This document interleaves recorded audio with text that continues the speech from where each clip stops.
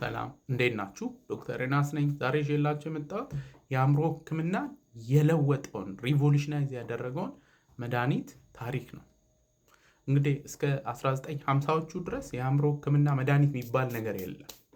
ስለዚህ የስነ ልቦና ሕክምና ነበረ። ከዛ በኋላ ቀዝቃዛ ወይም አይስ ባዝ ነበረ፣ ሎቦቶሚ፣ ኢሲቲ ምናምን ነበር። መድኃኒት ግን እስከዛ ድረስ የለም ነበር እና በ1951 ፈረንሳይ ውስጥ የቀዶ ጥገና ሐኪሞች ናቸው የመጀመሪያውን የአእምሮ መድኃኒት ያገኙት። እና ሰዎች ለቀዶ ጥገና እንግዲህ ሲሄዱ የህመም ማስታገሻ ያስፈልጋቸዋል፣ እንዲተኙ መደረግ አለበት። ከዛ ጡንቻቸው ደግሞ ሪላክስድ መሆን አለበት፣ መስል ሪላክሳንት ይባላል። ኤኒዌይ እንግዲህ አንስቴዚያ የሚባለው እነዚህን ሁሉ የሚያጠና እነዚህን ደግሞ ለታካሚዎች የሚሰጥ የህክምና ዘርፍ ነው። እና እንግዲህ የተሻለ አንስቴዚያ ፍለጋ ፕሮሜታዚን የሚባለውን ሞከሩ። ከዛ የተወሰነ ኢፌክት አለው፣ ሰዎች እንዲተኙ ያደርጋል። ከዛ ቀስ በቀስ ደግሞ ሲፒዜድ የሚባለውን ሞከሩ። ሲሞክሩ ሰዎች እንዲተኙ ያደርጋቸዋል፣ ሪላክስድ ይሆናሉ። ከዛ ቀዶ ጥገናቸውን ሰክሰስፉሊ ማከናወን ይቻላል። አስገራሚው ነገር ምንድን ነው? ልክ ይሄ መድኃኒት ሲሰጥ ሁሉም ሰዎች ያው ይተኛሉ፣ ሪላክስድ ይሆናሉ። አንዳንድ የአእምሮ ህመም ያለባቸው ታካሚዎች ለቀዶ ጥገና ሲመጡ እንደ ማንኛውም ሰው እንደ አንስቴዚያ ይሄ መድኃኒት ይሰጣቸዋል። ከዛ ይተኛሉ፣ ሪላክስድ ይሆናሉ፣ ቀዶ ጥገናው ያልቃል። ግን የአእምሮ ህመም ያለባቸው ሰዎች ይህን መድኃኒት ከወሰዱ በኋላ ጭራሽ መረጋጋት ጀመሩ። ከዛ ሐኪሞቹ ይሄ ነገር የሚያረጋጋ ነገር አለው ወይ፣ ለአእምሮ ህመም ሊሆን ይችላል ወይ ብለው አሰቡና መጀመሪያ የሞከሩት ታካሚዎች ላይ አይደለም፣ ሳይኪያትሪስት ነበረ፣ እሱን ነው የሞከረው ራሱ ላይ። ከዛ በኋላ ለሌሎች ታካሚዎችም ሲሰጥ ውጤቱ አስገራሚ ሆነ። ሰዎች ሳይኮሲስ ያለባቸው፣ ስኪዞፍሬኒያ ያለባቸው ልክ ይህ መድኃኒት ሲወስዱ ረጋ ማለት፣ እንቅልፍ መተኛት ምናምን ሲኖር በዛው ህክምና ተጀመረ። ይሄ እንግዲህ የአእምሮ ህክምና የመድኃኒት ህክምና ሀ ተብሎ የተጀመረበት ነው። ወደ ስያሜው ስንመጣ እንግዲህ ላርጋቲን ይባላል፣ አንዳንድ ጊዜ ደግሞ ቶራዚን ይባላል። እና ላርጋቲን ያው ፈረንሳይ ሀገር ውስጥ ስለተገኘ መድኃኒቱ ፍሬንች ነው።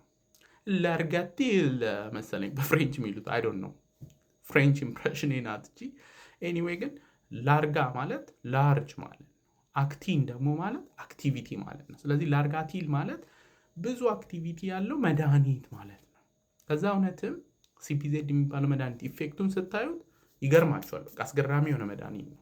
ለምሳሌ ለአእምሮ መድኃኒቶች ለአእምሮ ህክምና ይሰጣል፣ እሱ ይታወቃል። ዋነኛው የህክምና ኢፌክቱም እሱ ነው። ግን ሲፒዜድ ከአእምሮ ህክምና ባሻገር ለምሳሌ ለስርቅታ ይሰጣል። አንዳንድ ሰዎች ማይቆም ስርቅታ ይኖራቸዋል እና በህክምና ያው ሰው እያማቸው ነው ወይ ሰው አስታውሷቸው ነው ምናምን አይደለም የምንለው። ይሄ ሂካፕ ነው፣ ካልቆመ የሰዎችን ህይወት ይረብሻል። ስለዚህ መድኃኒት ያስፈልገዋል። ሲፒዜድ ሲወስዱ ቀጥ ቀጥ ነው የሚለው። ለቲታነስ ይሰጣል፣ ለማቅለሽለሽ ይሰጣል። ለብዙ ነገር የሚያገለግል የሚገርም መድኃኒት ነው። እውነትም ላርጋቲል የሆነ መድኃኒት ነው ማለት ነው። ከዛ በኋላ እንግዲህ ቀስ በቀስ ሌሎች መድኃኒቶችም ተገኝተዋል። ሳይድ ኢፌክት ፕሮፋይላቸው ይለያያል።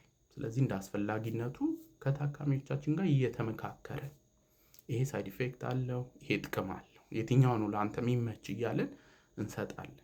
ላርጋቲል አሁን ኢትዮጵያ ውስጥ በብዛት እንጠቀምበታለን እስካሁን ድረስ እና በጣም ጥሩ መድኃኒት ነው። ለሚያስፈልጋቸው ለትክክለኛው ታካሚ ሲሆን ቆንጆ ምርጥ መድኃኒት ነው ማለት ነው። ኤኒዌይ እንግዲህ የላርጋቲን ታሪክ ይህንን ይመስላል። አንድ ማስታወስ የምፈልገው ነገር ከ1951 በፊት ሰዎች በጣም ብዙ ጸሎት አድርገዋል። በቃ ለስኪዞፍሬኒያ መድኃኒት የለም ወይ ብለው ተማጽነዋል ፈጣሪያቸውን። ከዛ በኋላ እንግዲህ መልሱ የብዙ ሰዎች ጸሎት መልስ እንደሆነ ማወቅ ያስፈልጋል። ምናልባት ዛሬ ደግሞ መልስ የሌላቸው ብዙ የአእምሮ ህመሞች አሉ። ነገ ደግሞ የት እንደምንደርስ አይታወቅም እና ጸሎቶች ይመለሳሉ። ከዛ ህክምና የአእምሮ ህክምና ማድረግ ደግሞ ከሃይማኖት ጋር መጋጨት አይደለም፣ እንደውም እምነት ነው። በፊት ብዙ ሰዎች ጸልየው የተገኘውን መልስ ሄዶ መጠቀም ያስፈልጋል ብዬ አስባለሁ። ለዛሬ እንግዲህ ይዤላችሁ የመጣሁት ይህንን ይመስላል። ይህን ቪዲዮ ኮፒ ሊንክ፣ ሪፖስት እና ሼር አድርጉት። ሁልጊዜ እንደምለው ያለ አእምሮ ጤና የለም። ደህና ሁኑ።